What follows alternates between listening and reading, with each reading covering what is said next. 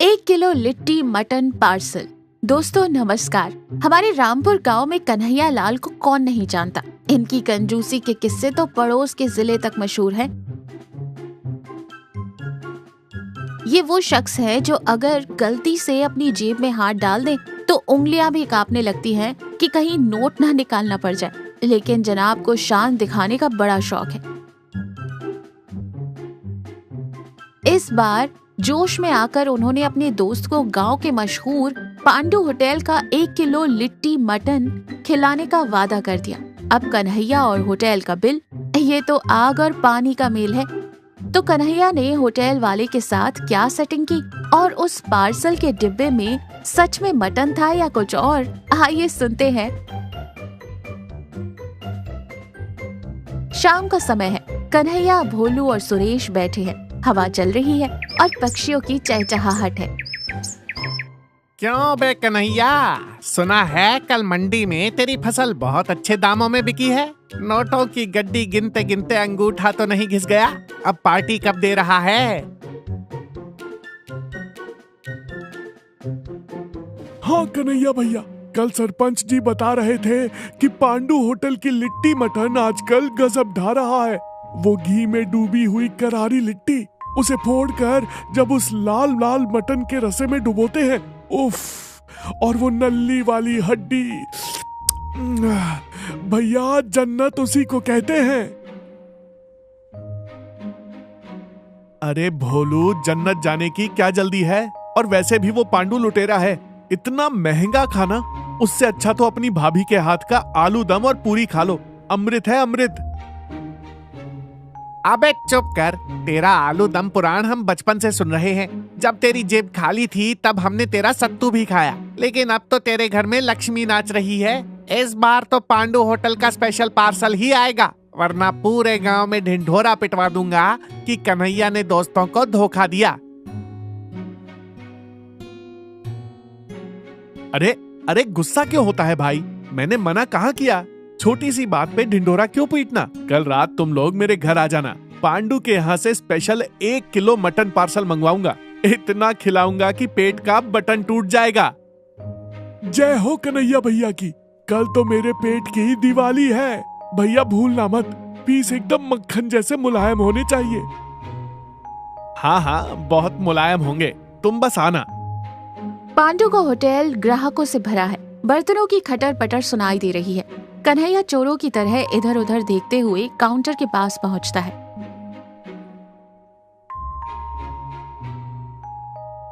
ओ पांडु भाई, क्या हाल है? गल्ला तो नोटों से भरा पड़ा है। लगता है पूरा गांव यही खाना खा रहा है। अरे आइए कन्हैया सेठ, आज सूरज पश्चिम से कैसे निकल आया? आप और मेरे होटल की सीढ़ियों पर खैरियत तो है? ताना मत मार यार, दोस्तों को दावत देनी है। एक किलो मटन और लिट्टी का पार्सल चाहिए। वैसे भाव क्या चल रहा है आजकल? सेठ जी, 1 किलो मटन, साथ में लिट्टी, स्पेशल ग्रेवी और सलाद, सब मिलाकर 1200 रुपए का बिल बनेगा। रेट फिक्स है। हे भगवान, 1200 रुपए? डाका डाल रहे हो क्या? मेरी तो छाती में दर्द हो गया। अरे भाई, कल ही तो पड़ोस के गांव में बकरा 1000 का बिका था। कुछ तो कम कर, 500 में नहीं हो जाएगा? 500 में तो मटन की खुशबू भी नहीं सूंघने दूंगा सेठ। क्वालिटी है हमारी, लेना है तो लो, वरना रास्ता नापो। अच्छा सुन, एक बिजनेस डील करते हैं। तेरे पास वो कटहल की सब्जी है ना, जिसे लोग शाकाहारी मटन कहते हैं, वो कितने की है? ओहो, वो तो 50 रुपए प्लेट है। किलो भर लोगे तो 200 रुपए में दे दूंगा। दिखने में और स्वाद में एकदम मटन जैसी लगती है। नए लोग तो धोखा खा जाते हैं। बस यही तो चाहिए। अब मेरी बात ध्यान से सुन। मुझे 1 किलो वो कटहल की सब्जी दे दे, लेकिन उसे अपने स्पेशल मटन पार्सल वाले डिब्बे में पैक करना। ग्रेवी एकदम गाढ़ी डालना, मसाले ठोक के, और डिब्बे के ऊपर पांडु स्पेशल मटन का बड़ा सा स्टिकर लगा देना, समझा? क्या सेठ जी, दोस्तों को चूना लगाओगे? डिब्बा मटन का और माल कटहल का, बाद में गालियां तो नहीं देंगे? अरे तुझे क्या करना है? वो मेरे दोस्त हैं, पेटू हैं। मसाले की खुशबू और भूख में उन्हें कुछ पता नहीं चलेगा। तू बस मेरा काम कर, 1200 का बिल 200 में निपटा दूंगा, बाकी 1000 रुपए मेरी जेब में। इसे कहते हैं दिमाग।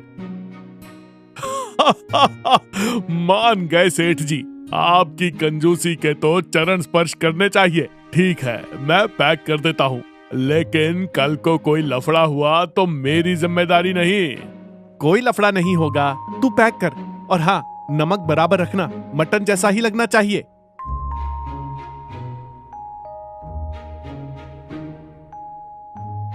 कन्हैया 200 रुपए देकर मटन के स्टिकर वाले डिब्बे में कटहल लेकर सीटी बजाते हुए निकल जाता है। पांडु पीछे से रहस्यमय मुस्कान के साथ अंदर जाता है। कन्हैया, भोलू और सुरेश बरामदे में बैठे हैं। बीच में पांडु होटल का डिब्बा रखा है। विमला थालियां और पानी लगा रही है। माहौल खुश मिजाज है।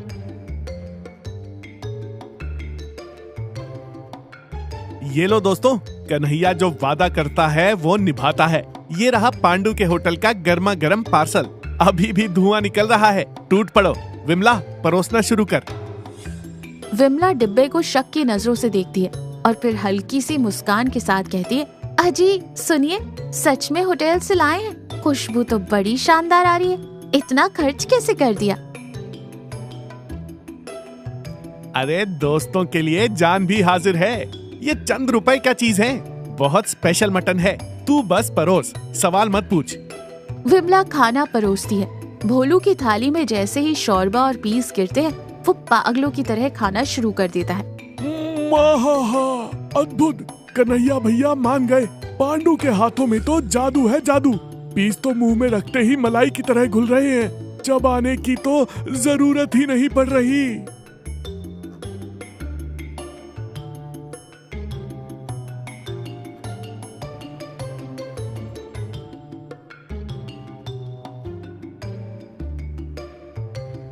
बात तो सही है, मसाले एकदम सही हैं, लेकिन कन्हैया एक बात खटक रही है। क्या क्या खटक रहा है? सब ठीक तो है?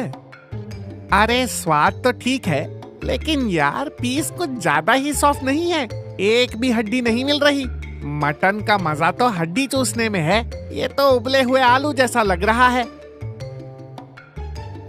आलू नहीं बेटा, वो कटहल हैं।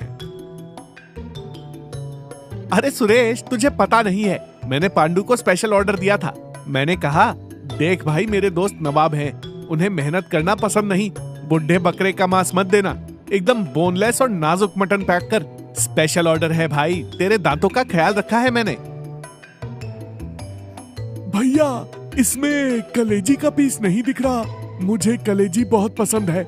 पांडु ने डंडी मार दी क्या?